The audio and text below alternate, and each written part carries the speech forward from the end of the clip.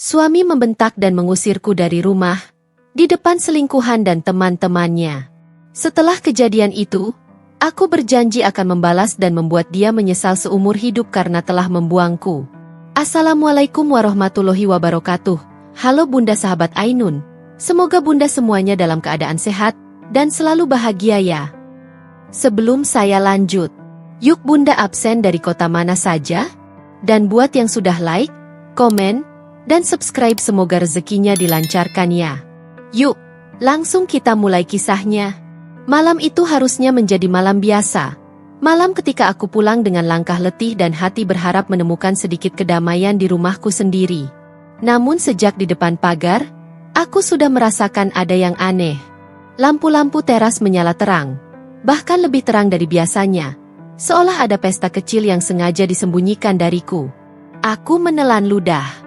Mobil-mobil asing terparkir sembarangan, menutup sebagian akses ke garasi yang bahkan seharusnya hanya aku dan Arman yang boleh memakainya. Suara tawa terdengar pecah, bercampur dentingan gelas dan musik yang dipasang terlalu lantang. Di balik pintu yang belum sepenuhnya tertutup, kulihat siluet orang-orang yang tak kukenal mondar-mandir dengan bebas. Di rumah yang kubantu bangun, yang kubersihkan, yang kucintai. Tanganku sempat ragu sebelum memutar gagang pintu, tapi akhirnya aku masuk. Dan disitulah hidupku retak dalam satu hentakan kalimat. Gelas yang dipegang Arman membentur meja keras, membuat semua orang menoleh. Wajahnya memerah, entah karena alkohol atau karena kehadiranku yang tidak ia inginkan. Apalagi kamu pulang buru-buru? Ngerusak suasana aja. Bentaknya, suaranya cukup keras untuk membuat musik di belakang seperti mati seketika. Aku terpaku. Dan saat itulah mataku menangkap sosok wanita itu, bergaun ketat merah marun, rambut panjang tergerai rapi, bibirnya tersenyum sinis seolah kedatanganku hanyalah gangguan kecil dalam malam menyenangkannya. Selingkuhan itu duduk nyaman di sofa yang dulu kubeli saat kami baru menikah. Bahkan kakinya terangkat santai seakan sedang duduk di tempat yang sudah lama menjadi miliknya. Di sekeliling mereka, beberapa teman Arman menatapku dengan tatapan yang bahkan lebih menyakitkan daripada bentakan suamiku. Tatapan yang menganggapku orang asing di rumahku sendiri. Ada yang tertawa kecil, ada yang berbisik-bisik sambil melirik arahku, dan ada pula yang memalingkan wajah karena malu melihat bagaimana aku diperlakukan. Aku menarik napas. Aku cuma mau istirahat, jawabku perlahan. Sederhana, jujur, penuh luka. Tapi Arman justru tertawa mengejek, mengangkat gelasnya dan menunjukku dengan jijik. Nggak usah drama, keluar dari rumah ini sekarang. Sekelilingku hening, bahkan musik yang tadinya memonopoli ruangan terasa seperti hilang suaranya. Aku berdiri kaku, dadaku terasa sesak, bukan hanya karena dipermalukan, tapi karena orang yang pernah kubela, kutemani, kucintai, kini menjadi orang yang paling ingin membuangku tanpa perasaan. Arman, ini rumah kita, ucapku nyaris berbisik. Dia memutar bola matanya seperti mendengarkan ocehan yang membosankan. Salah. Ini rumah aku. Dan aku nggak mau lihat muka kamu di sini lagi. Setiap kata menusuk seperti pecahan kaca yang diselipkan pelan-pelan ke dalam kulitku. Selingkuhannya menyandarkan tubuh, lalu berkata dengan nada manis palsu. Dengar, Mbak, Arman cuma butuh ketenangan. Kamu tuh bikin suasana jadi berat. Dia tersenyum. Senyum yang hanya dimiliki seseorang yang percaya dirinya telah menang. Aku tak menjawab. Aku hanya menatap mereka satu persatu, orang-orang yang menginjak harga diriku tanpa rasa bersalah. Kakiku akhirnya melangkah pergi. Langkah paling berat yang pernah kulakukan, bukan karena aku tak punya tempat lain, tapi karena aku sedang pergi dari semua kenangan, semua harapan, semua hidup yang pernah kubangun bersama Arman. Ketika pintu tertutup di belakangku, angin malam langsung menyambutku. Dingin, sepi, tidak bersuara. Di teras, di bawah cahaya lampu yang memantulkan bayanganku yang lunglai, aku meletakkan kedua tanganku di dada yang bergetar. Mataku panas, tapi tak satupun air mata jatuh.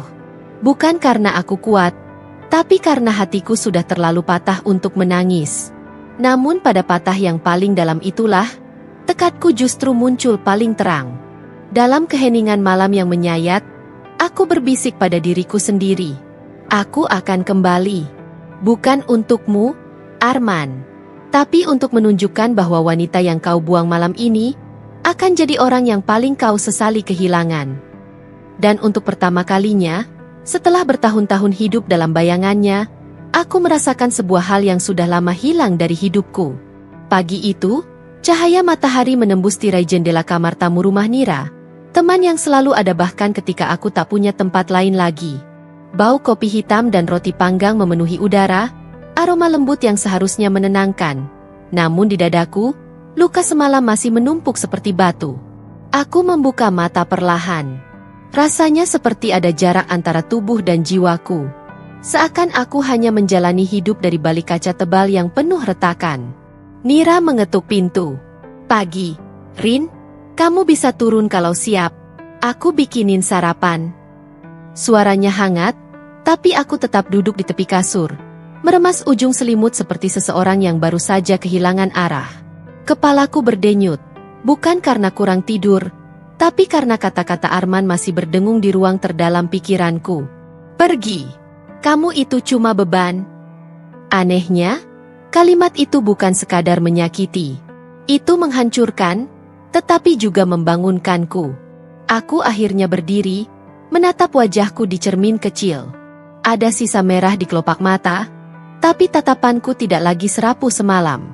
Ada sesuatu yang menyala, kecil, tapi nyata. Mungkin itu kemarahan. Mungkin itu keberanian. Atau mungkin itu hanyalah sisa harga diri yang enggan mati. Di meja makan, Nira menyodorkan secangkir kopi. Kamu gak harus cerita kalau belum kuat, katanya lembut. Aku hanya mengangguk. Suaraku belum siap keluar. Kami makan dalam diam beberapa menit. Hanya dentingan sendok dan aroma hangat dapur yang mengisi ruangan. Lalu, tanpa sadar, aku menarik napas panjang dan berkata, Nir, aku gak bisa terus begini. Nira menatapku penuh perhatian. Aku harus bangun. Bukan buat Arman, tapi buat diriku sendiri. Dan untuk pertama kalinya sejak semalam, kata-kataku tidak pecah di ujung kalimat. Setelah sarapan, aku duduk di meja kecil dekat jendela, mengambil buku catatan kosong yang diberikan Nira. Tangan kananku sempat bergetar saat membuka halaman pertama. Lalu aku mulai menulis. Pelan, 1 baris, lalu 2 baris, kemudian seluruh halaman. Daftar yang harus kulakukan, berdiri di atas kakiku sendiri. Aku sadar selama ini Arman membuatku bergantung padanya. Mengontrol setiap langkah agar aku selalu tampak kecil di matanya. Bukan lagi. Aku akan belajar memegang kendali hidupku sendiri. Mulai dari hal paling sederhana sekalipun. Mengambil kembali karierku yang dulu ia larang. Arman selalu bilang aku tidak berbakat. Bahwa aku lebih cocok di rumah, melayani tamu-tamunya, menjaga penampilan, dan tidak perlu punya ambisi. Padahal dulu aku punya karir yang sedang naik. Hari ini aku berjanji, aku akan kembali ke jalur itu, tanpa izin siapapun. Membangun bisnisku. Mungkin dari kecil. Mungkin dari nol. Tapi aku akan membangun sesuatu yang sepenuhnya milikku. Tempat aku bisa berdiri tanpa takut diruntuhkan oleh orang lain.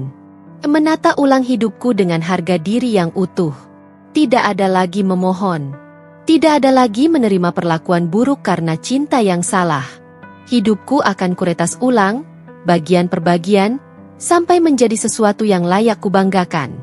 Dan terakhir, kutulis sebuah kalimat yang tidak terbentuk dari dendam, tapi dari keadilan bagi diriku sendiri. Membuat Arman menyesal telah mengusirku. Bukan dengan balas dendam pecahan emosi. Bukan dengan air mata atau kemarahan yang membakar, tapi dengan sesuatu yang lebih tajam dan lebih elegan. Keberhasilanku. Saat kututup buku itu, ada getaran aneh di dadaku. Sebuah sensasi seperti api kecil yang baru menyala setelah terlalu lama padam. Aku sadar, mungkin aku tidak bisa mengubah apa yang terjadi semalam. Tapi aku bisa mengubah apa yang akan terjadi besok. Nira masuk sambil membawa laptop. Aku tahu kamu belum siap kerja lagi. Tapi mungkin kamu bisa mulai dari lihat-lihat peluang. Aku bantu. Aku tersenyum. Senyum yang masih rapuh, tapi sungguh-sungguh. Terima kasih, Nir. Untuk semuanya. Nira duduk di sampingku. Kamu bukan beban, Rin. Kamu cuma terjebak di tempat yang salah. Dan sekarang kamu udah keluar. Itu langkah pertama yang paling susah. Benar. Malam tadi aku diusir dari rumahku sendiri. Tapi pagi ini, aku menyadari bahwa aku baru saja memasuki rumah baru. Rumah yang kubangun dari keberanian. Dan meski luka itu masih terasa ngilu setiap aku bernapas, aku tahu satu hal. Pagi berganti siang, dan sinar matahari masuk dari celah tirai seperti mengusap pelan pundakku. Seolah mengingatkan bahwa dunia masih berjalan, meski hidupku baru saja hancur semalam. Rumah Nira sunyi. Hanya bunyi kipas angin dan sesekali suara kendaraan dari luar yang menemani. Di ujung kamar, sebuah kardus coklat bertumpuk dengan barang-barang lamaku. Kardus itu bukan sekadar tempat penyimpanan. Itu adalah simbol dari semua mimpi yang Arman kuburkan demi membangun rumah tangga yang ternyata hanya berdiri di atas pondasi yang rapuh. Tanganku bergerak membuka tutup kardus itu. Debu yang menempel seakan berkata bahwa terlalu lama aku membiarkan diriku diam. Di dalamnya ada benda yang dulu membuatku merasa hidup. Laptop hitam yang selama ini kutinggalkan karena larangan Arman. Dulu aku selalu bertanya kenapa ia begitu keberatan aku bekerja. Ia selalu menjawab dengan nada yang merendahkan.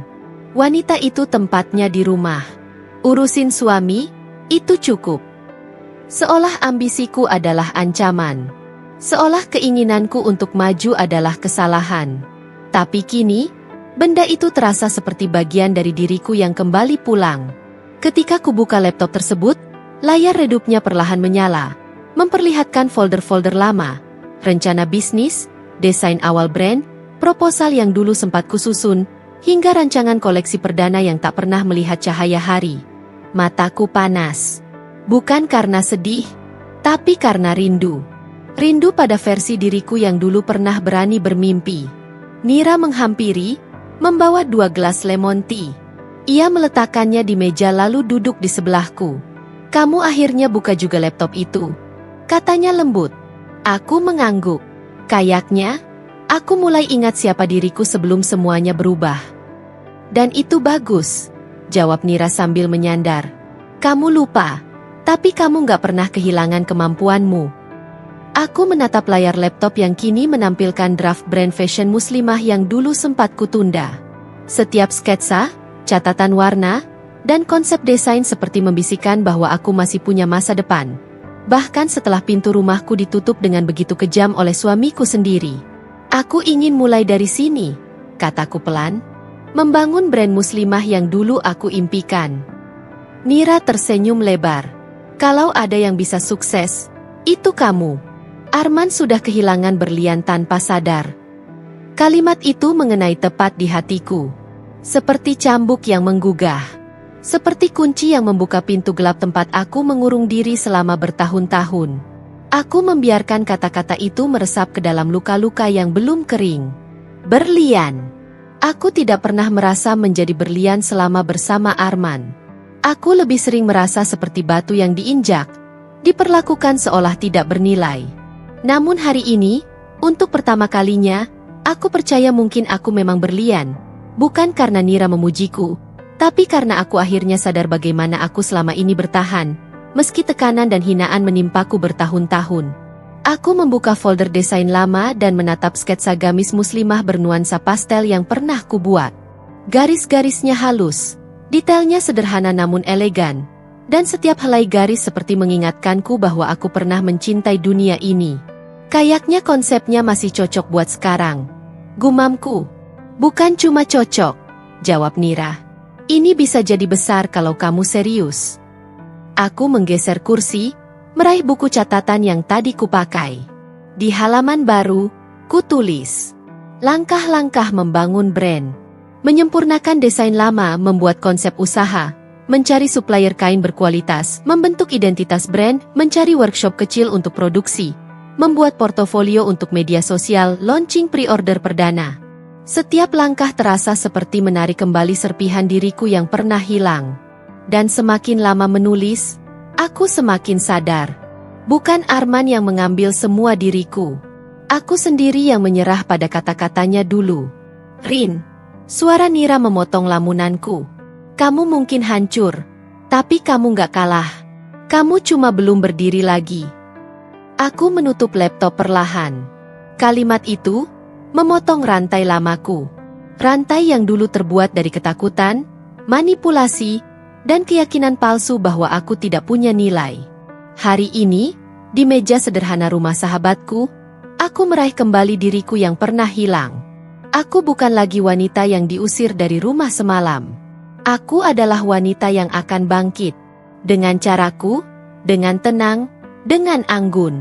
Dan keberhasilanku nanti akan menjadi jawaban paling elegan bagi semua luka yang pernah kubiarkan terjadi. Modal kecil yang kupinjam dari Nira, jumlah yang mungkin terlihat tak seberapa bagi banyak orang, terasa seperti napas pertama bagi hidup baruku. Uang itu bukan hanya modal, tapi simbol kepercayaan. Kepercayaan bahwa aku bisa memulai lagi.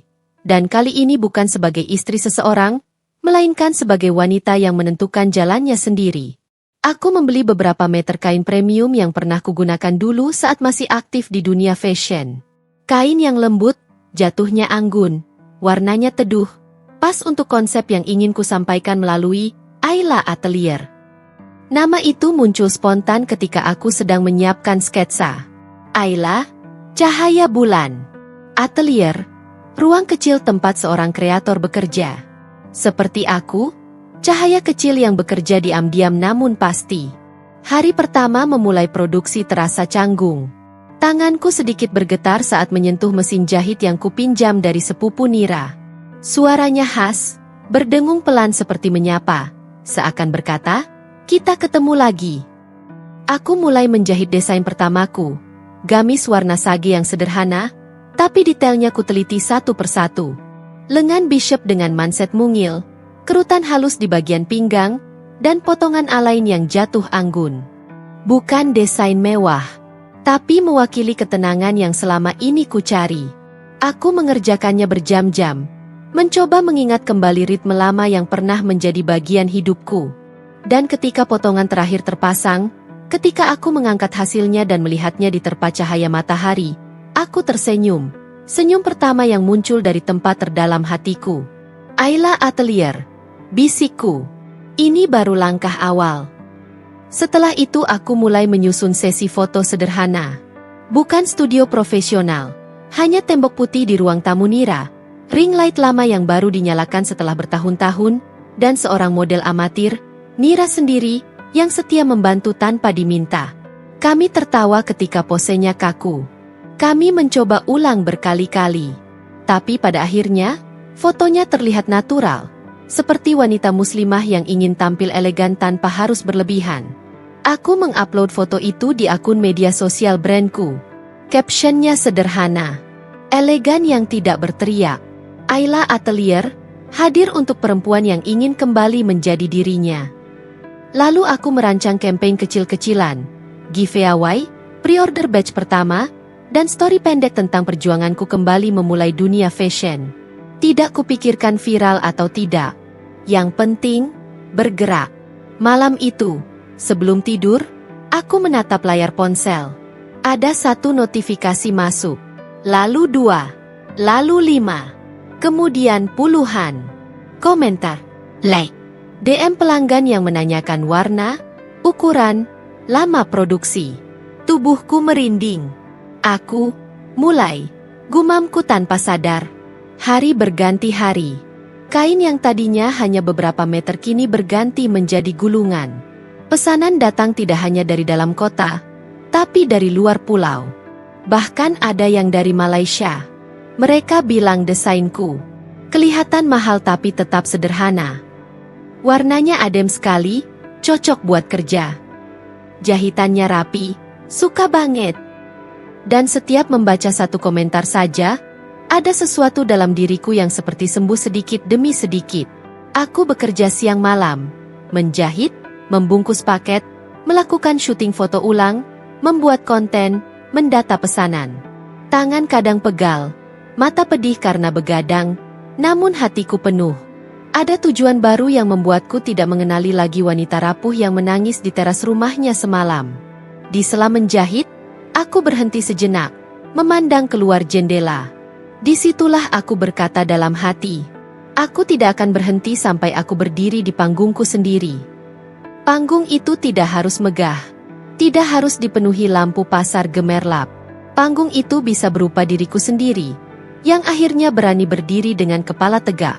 Dan ketika pesanan batch ketiga Ayla Atelier sold out dalam waktu 2 jam, aku menutup laptop, menatap hasil kerjaku, dan merasakan sesuatu yang selama ini hilang. Aku tahu jalan ini baru dimulai.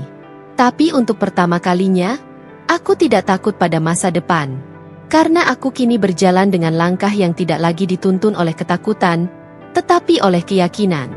Dan dari kejauhan, tanpa Arman tahu, aku sedang naik perlahan menuju panggung yang lebih tinggi daripada tempat yang pernah ia bayangkan untukku. Malam itu, hujan turun perlahan seperti tirai tipis yang menutup dunia dari hiruk-pikuknya. Bunyi rintiknya menenangkan, membuat ruang tamu kecil Nira terasa hangat. Aku duduk di lantai, menggunting label kecil bertuliskan, Ayla Atelier, untuk disematkan pada pakaian yang akan kukirim besok pagi. Lampu kuning temaram menyoroti kain-kain yang menumpuk di sebelahku, warna sage, mauve, dusty blue. Aroma kain baru bercampur dengan aroma teh hangat yang baru diseduh. Semuanya terasa damai, hingga Nira tiba-tiba memecah keheningan. Aku bawa kabar, katanya sambil duduk, suaranya pelan tapi tegang. Aku mengangkat wajah. Kabar apa? Dia menatapku lama, memastikan aku siap mendengar. Tentang Arman. Aku berhenti menggunting.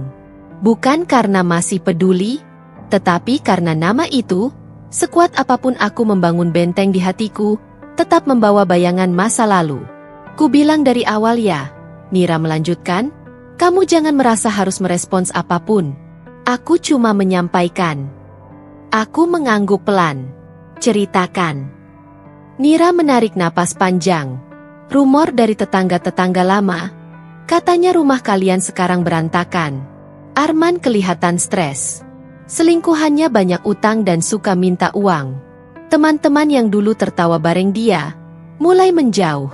Katanya, Arman sering marah-marah nggak jelas. Aku menempelkan label pada gamis yang siap dikemas, lalu berkata tenang.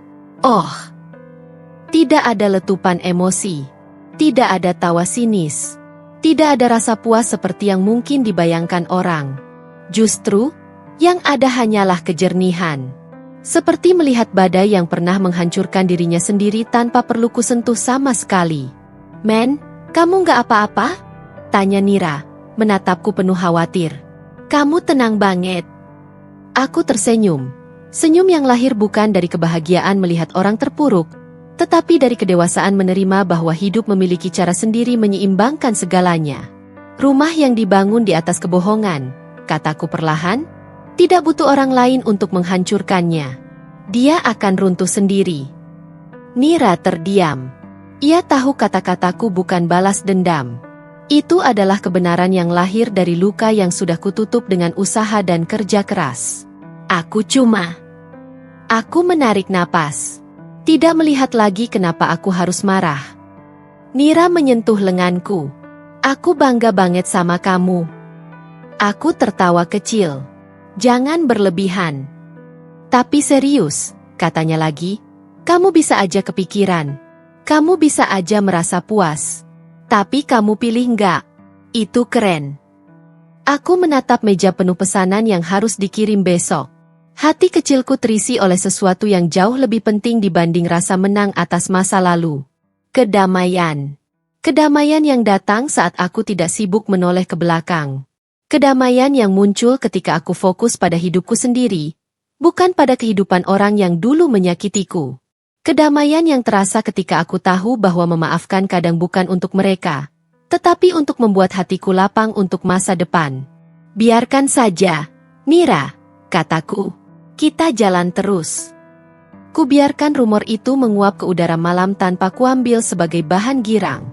Tidak ada gunanya melihat reruntuhan masa lalu, sementara aku sedang membangun masa depan yang kokoh. Kupandangi langit di luar. Hujan sudah mulai reda. Dan entah kenapa, aku merasa seperti ikut disucikan oleh suara rintiknya. Aku meraih buku catatan yang berisi rencana-rencana besar Ayla Atelier. Setiap halaman membawaku selangkah lebih jauh dari luka. Malam itu, aku tidur tanpa bayangan Arman. Tanpa amarah. Tanpa dendam. Dan di sudut hatiku, aku tahu. Aku telah keluar dari rumah yang berantakan itu jauh sebelum dindingnya retak sendiri. Pagi itu, sinar matahari masuk lewat jendela rumah Nira dan jatuh tepat ke meja kerjaku. Kain-kain yang tertata rapi memantulkan cahaya lembut yang membuatnya tampak semakin indah. Sementara mesin jahitku, yang mulai sering kupakai hingga terdengar berdenging kelelahan, menjadi saksi bahwa aku bukan lagi wanita yang menjahit untuk melupakan luka, tetapi wanita yang menjahit untuk membangun masa depan. Aku membuka ponsel hanya untuk mengecek pesanan. Namun pagi itu, ada notifikasi berbeda yang membuatku menghentikan napas sejenak. Subjek, Invitation to Jakarta Modest Fashion Gala 2026. From, Komite Event Fashion Nasional.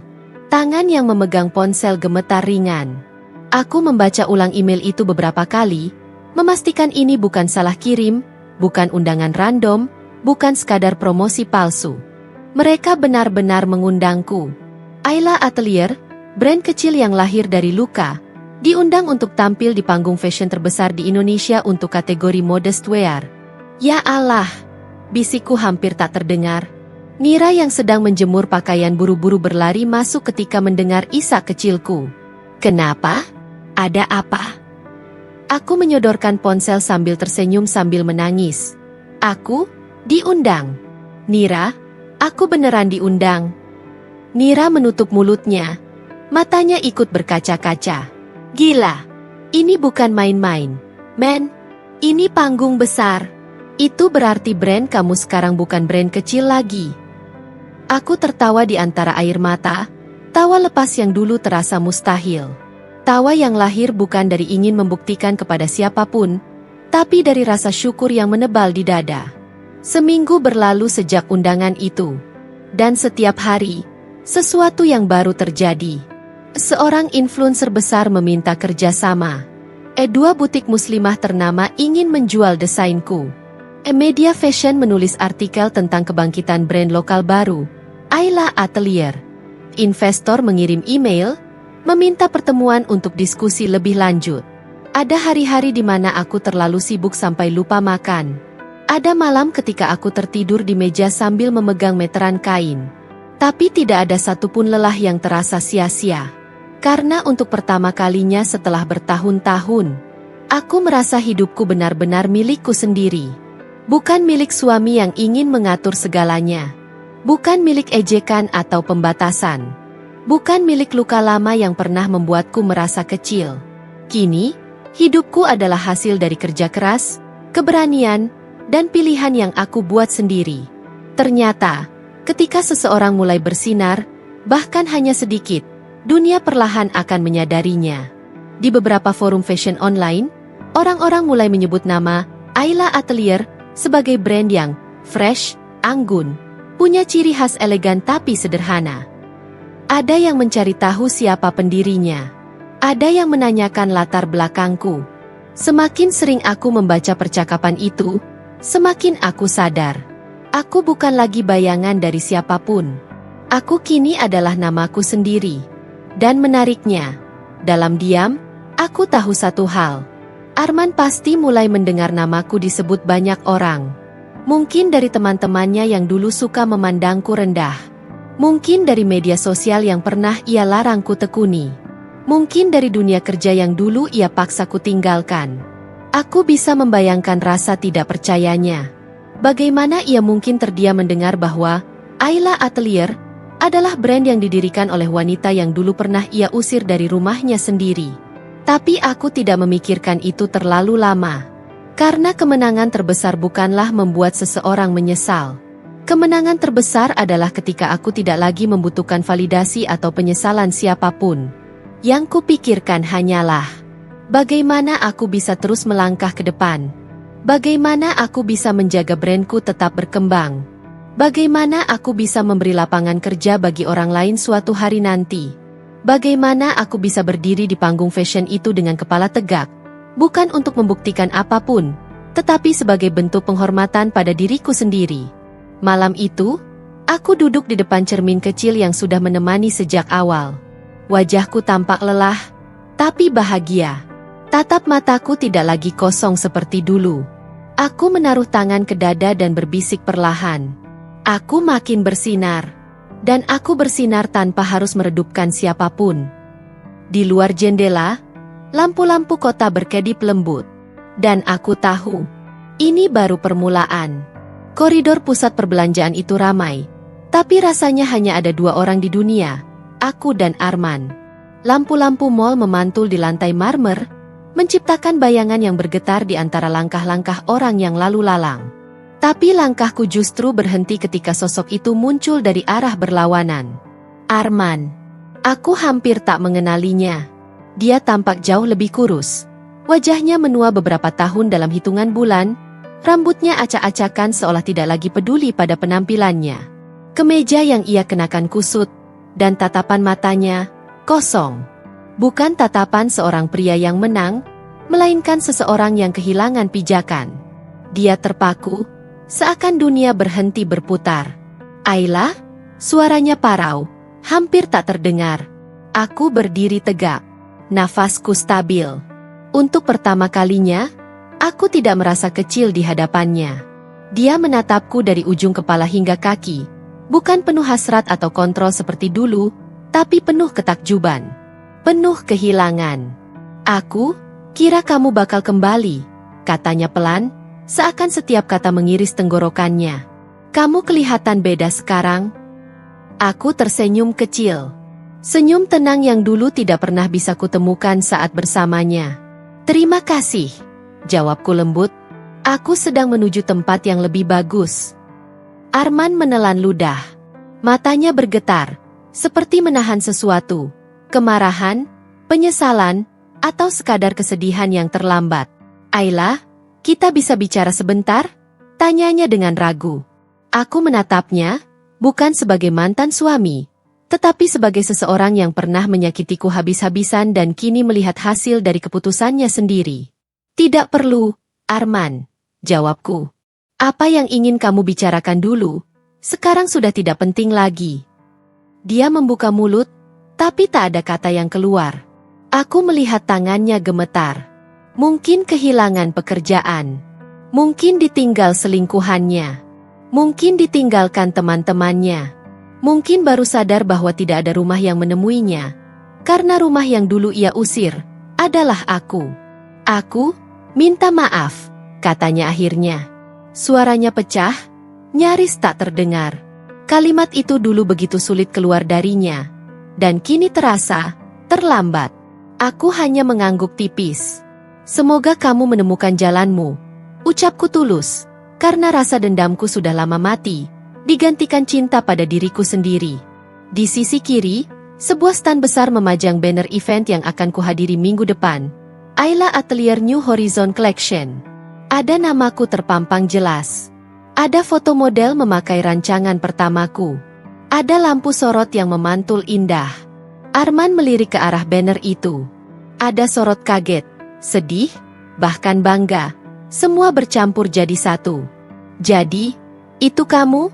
Bisiknya. Aku tersenyum lembut. Itu baru permulaan. Dan aku melangkah pergi. Bukan untuk melarikan diri darinya, tapi karena jalanku memang tidak lagi searah dengannya. Saat aku menuruni eskalator, aku melihat pantulan kaca di sampingku. Arman masih berdiri di tempat yang sama, menatapku, tidak berkedip. Dan ada sesuatu pada sosoknya yang membuat aku sadar. Penyesalan itu nyata. Bukan karena ia kehilangan istrinya, tapi karena ia baru menyadari siapa aku saat semuanya terlambat. Undangan itu datang dengan kop berwarna emas. Dikirim langsung ke alamat apartemen tempat aku tinggal sementara. Saat membuka amplopnya, aku sempat terdiam. Tidak pernah terlintas sedikit pun dalam benakku bahwa aku, yang pernah diusir dengan hinaan di depan selingkuhan suamiku, kini diminta menjadi keynote speaker di salah satu gala bisnis terbesar tahun ini. Tema acara, Women Leading the Future. Dan di halaman kedua kudapati namaku tercetak jelas sebagai pembicara utama. Aku menatap tulisan itu lama. Ada rasa hangat yang perlahan memenuhi dadaku. Bukan sekadar bangga, tapi seperti sedang menepuk bahu diri sendiri. Versi diriku yang dulu menangis diam-diam di kamar mandi agar Arman tidak mendengar. Malam itu, Nira duduk di dekat meja rias saat aku bersiap. Gaun hitam panjang dengan potongan simpel namun elegan menggantung indah di tubuhku. Kainnya jatuh lembut, mengikuti gerak setiap langkah tanpa berlebihan. Hijab satin hitam kupilih karena kilauannya menambah sisi berwibawa, namun tetap lembut saat disentuh. Astaga, Ayla, kamu kelihatan kayak CEO internasional, ucap Nira sambil menahan napas kagum. Aku terkekeh pelan. Aku tidak mau terlihat terlalu mencolok. Kamu tidak mencolok, potong Nira cepat. Kamu bersinar. Aku menatap diri sendiri di cermin. Dulu, Arman selalu melarangku berdandan terlalu rapi. Katanya, nggak perlu cantik-cantik kalau cuma di rumah. Padahal yang ia takutkan bukan aku berdandan, tapi aku bersinar tanpa dia. Kini, aku berdiri di depan cermin dengan percaya diri yang tak pernah bisa ia jinakkan.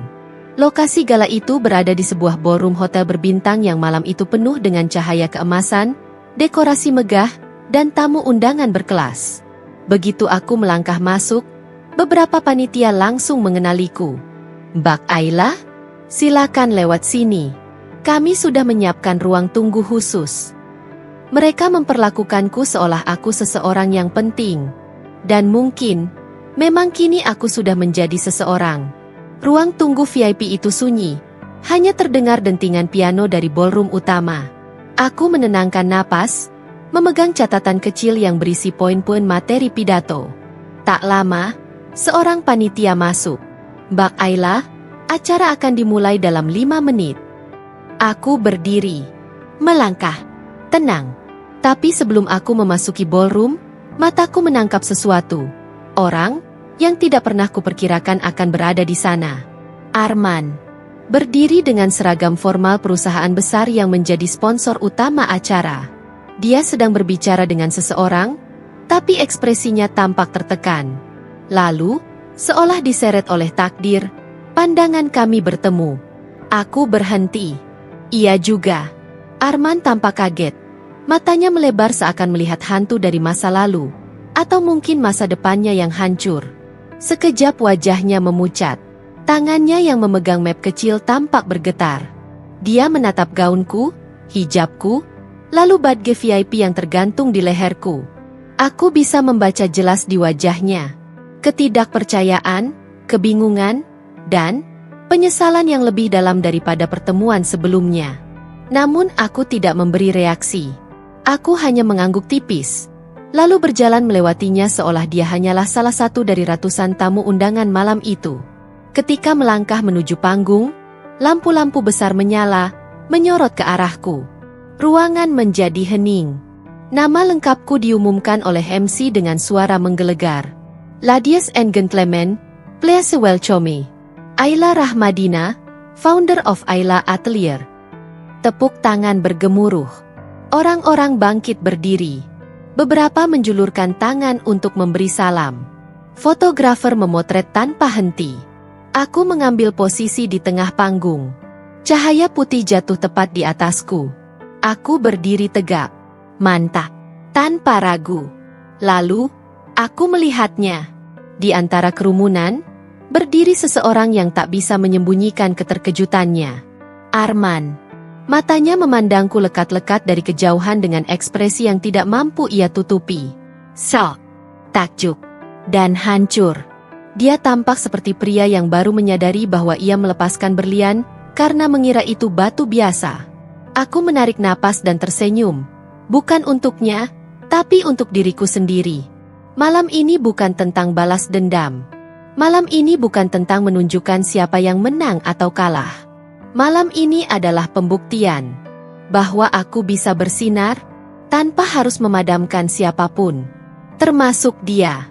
Dan malam itu, untuk pertama kalinya, aku benar-benar merasa bahwa aku telah kembali menjadi diriku sendiri. Bahkan lebih dari itu, aku telah menjadi versi terbaikku. Aku berdiri di panggung megah itu dengan cahaya lampu yang memantulkan bayangan tenang di wajahku. Mikrofon terasa mantap di tangan.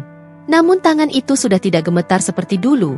Seperti malam ketika aku diusir dari rumah oleh pria yang seharusnya menjadi tempat pulangku. Kini, aku punya panggungku sendiri. Dan suaraku tidak lagi redup. Aku menarik napas, menatap ratusan pasang mata yang menunggu kata berikutnya. Dulu saya pernah diusir dari rumah. Kalimat itu keluar dengan nada yang tidak bergetar, tidak marah, tidak dendam. Hanya, jujur. Beberapa tamu undangan menatapku penuh rasa penasaran. Kamera memotret tanpa henti. MC yang berdiri di samping panggung tampak terkejut dengan keberanian pembukaanku. Tapi aku melanjutkan. Dibilang tidak berguna. Dibentak di depan banyak orang. Dihina, disuruh pergi seakan saya tidak punya nilai apa-apa. Seketika ballroom menjadi sunyi. Tidak ada sendok beradu piring. Tidak ada bisik lirih. Semua diam. Di barisan belakang, aku melihat Arman perlahan menunduk. Gerakan kecil itu jauh lebih lantang daripada teriakan apapun. Aku melanjutkan, suaraku kini lebih lembut. Tapi saya belajar bahwa orang lain boleh meremehkan kita. Aku berhenti, mengangkat wajah. Tapi kita tidak boleh meremehkan diri sendiri. Beberapa wanita di meja depan tampak mengangguk. Bahkan ada yang menahan air mata. Sementara pria-pria berjas menatapku dengan ekspresi kagum, seolah mereka tidak menyangka seorang pembicara bisa mengiris ego pendengarnya dengan kalimat sehalus itu. Aku melangkah sedikit ke depan, mendekat pada lampu. Semua orang punya titik hancur. Saya pun begitu. Tapi yang kita pilih setelah hancur, itulah yang menentukan masa depan. Aku tidak menyebut nama siapapun. Tidak ada cerita berlebihan. Tidak ada aib yang kubuka. Namun setiap kata yang keluar seperti anak panah yang menuju satu dada tertentu. Dada milik pria yang pernah berteriak, beban, padaku. Arman menggeser posisinya gelisah. Keringat mulai muncul di keningnya meski ruangan ber-AC. Dari jauh aku melihat tangannya mencengkeram mapnya lebih erat seolah ingin punya sesuatu untuk disembunyikan. Dan aku terus berbicara, bukan untuk merendahkan siapapun, melainkan untuk mengangkat diriku sendiri. Ada masa ketika saya berpikir bahwa saya memang tidak berharga, lanjutku. Tapi kemudian saya sadar, tidak ada yang lebih menyedihkan daripada percaya pada hinaan orang lain. Beberapa tamu bertepuk tangan kecil. Aku tersenyum tipis dan menambahkan, karena kadang, orang yang meremehkan kita, sebenarnya sedang takut melihat potensi kita. Aku bisa merasakan bagaimana kalimat itu menghantam Arman tepat di dadanya. Kepalanya tertunduk makin dalam. Aku tahu ia mengerti. Ia tahu siapa yang dimaksud. Ia tahu aku sedang membicarakan malam ketika ia menendangku keluar dari rumah kami. Tapi di panggung ini, aku tidak menyebut namanya. Aku tidak perlu. Balas dendam yang elegan tidak membutuhkan teriakan. Tidak butuh kekerasan. Tidak butuh aib terbuka. Cukup dengan kesuksesan yang berdiri tegak di panggung, sementara pelakunya tenggelam di antara kerumunan sebagai penonton biasa. Kemudian aku menutup pidatoku. Dan kepada siapapun yang hari ini sedang diremehkan, diabaikan, atau dijatuhkan, percayalah. Semesta tidak buta. Kesedihanmu akan menjadi jalan menuju sesuatu yang jauh lebih besar daripada apapun yang pernah kamu bayangkan. Ruangan pecah oleh tepuk tangan. Beberapa orang berdiri. Lampu panggung menghangatkan wajahku, membuatku merasa seperti berdiri di puncak bukit yang dulu sangat jauh dari jangkauan. Di antara tepuk tangan itulah aku melihatnya. Arman, berdiri tegak namun matanya kosong, napasnya dalam, wajahnya tampak seperti seseorang yang sedang menahan badai dalam dirinya sendiri. Seolah seluruh dunia tiba-tiba menunjukkan betapa kecilnya ia dibanding wanita yang dulu ia hina. Tapi aku tidak memberi perhatian lebih. Aku membungkuk kecil pada penonton. Dan pada saat itu juga aku tahu. Inilah panggung balas dendamku. Yang paling elegan. Yang tidak menyakiti siapapun. Tapi cukup untuk membuat seseorang berharap dapat menghilang dari dunia untuk beberapa detik saja. Seminggu setelah malam gala itu, hidupku kembali sibuk seperti biasa.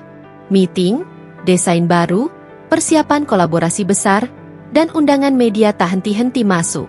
Setiap hari terasa seperti lembar baru yang bersih, tanpa bayang-bayang masa lalu.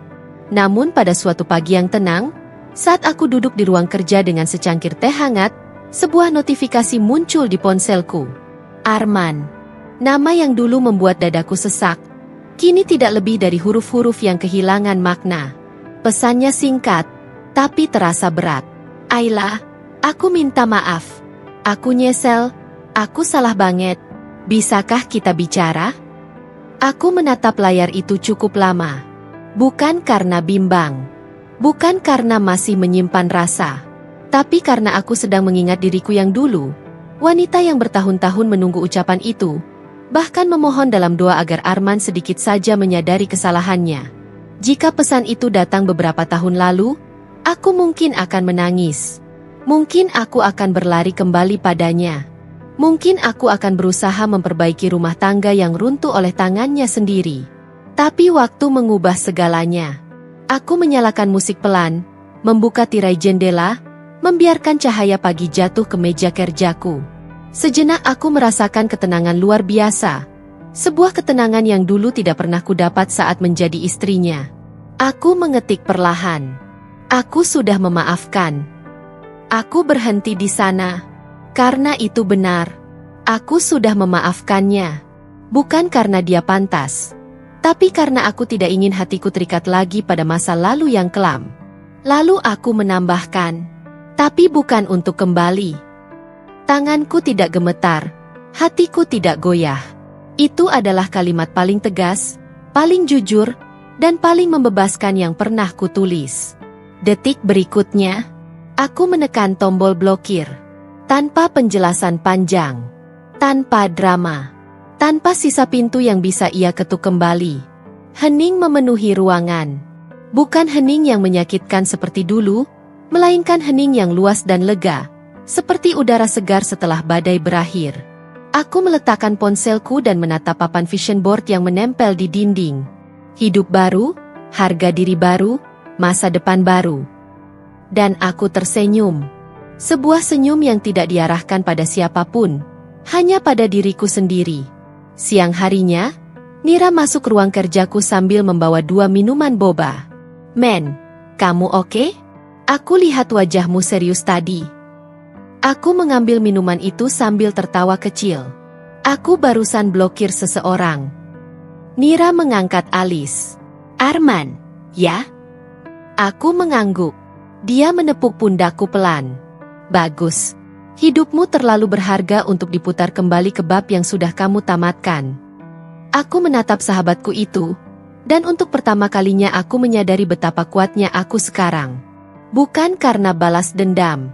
Bukan karena acara gala besar. Bukan karena orang-orang memujiku.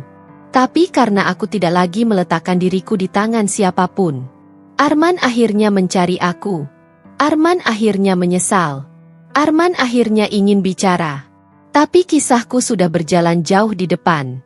Dan dia, untuk pertama kalinya dalam hidupnya, tidak punya akses lagi. Selesai. Karena beberapa pintu memang tidak untuk dibuka kembali. Terutama pintu yang pernah mengusirmu dengan hinaan dan rasa tidak berharga. Rumah baru itu berdiri megah di hadapanku. Fasad putih krem dengan jendela besar dan halaman kecil yang dipenuhi tanaman lavender yang kupilih sendiri. Tidak ada teriakan.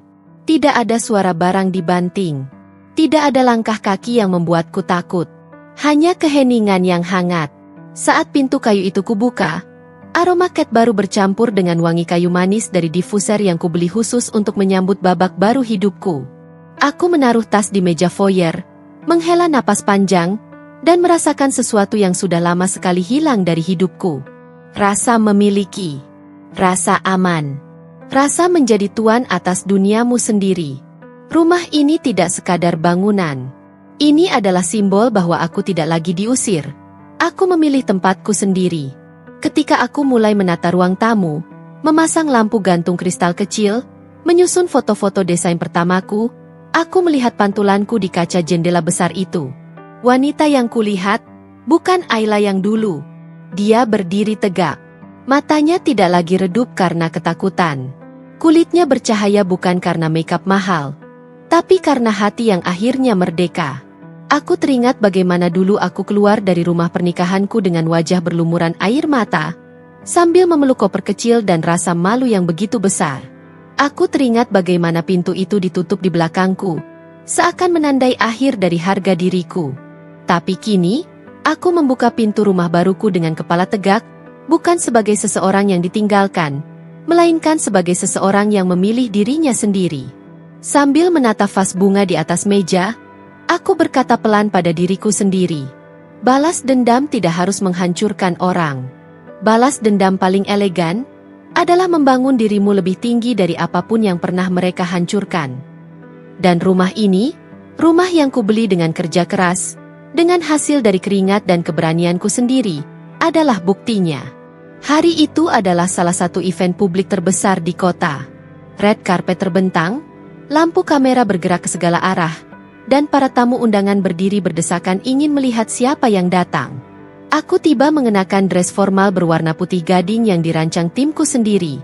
Simple, klasi, dan penuh wibawa. Hijab satin yang kusampirkan menciptakan siluet lembut namun tegas. Tim panitia langsung menyambutku dengan senyum hormat. Founder Ayla Atelier sudah datang. Kata-kata itu masih terasa ajaib. Dulu aku hanya seorang istri yang dianggap tidak berguna. Kini namaku disambut dan dihormati. Saat aku berjalan menuju kursi VIP, aku merasakan tatapan seseorang. Sebuah tatapan yang kukenal sangat baik. Aku menoleh. Arman. Dia berdiri di antara kerumunan, tidak berani mendekat.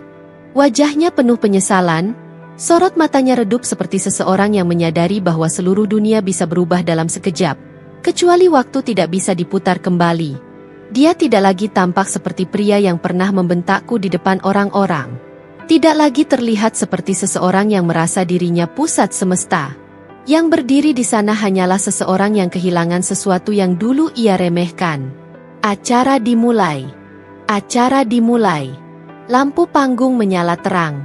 Pembawa acara naik ke podium dan berkata, "Dan kini kita sambut founder Ayla Atelier, wanita inspiratif yang membuktikan bahwa luka bisa melahirkan kekuatan." Seluruh ruangan bertepuk tangan. Aku melangkah ke panggung dengan tenang. Senyumku tertata, dadaku mantap. Cahaya lampu jatuh ke wajahku. Kamera mengarah ke setiap sisi. Dan di kejauhan, Arman tetap berdiri, terpaku, tak berkedip. Aku menatap lautan manusia di depanku. Lalu aku tersenyum.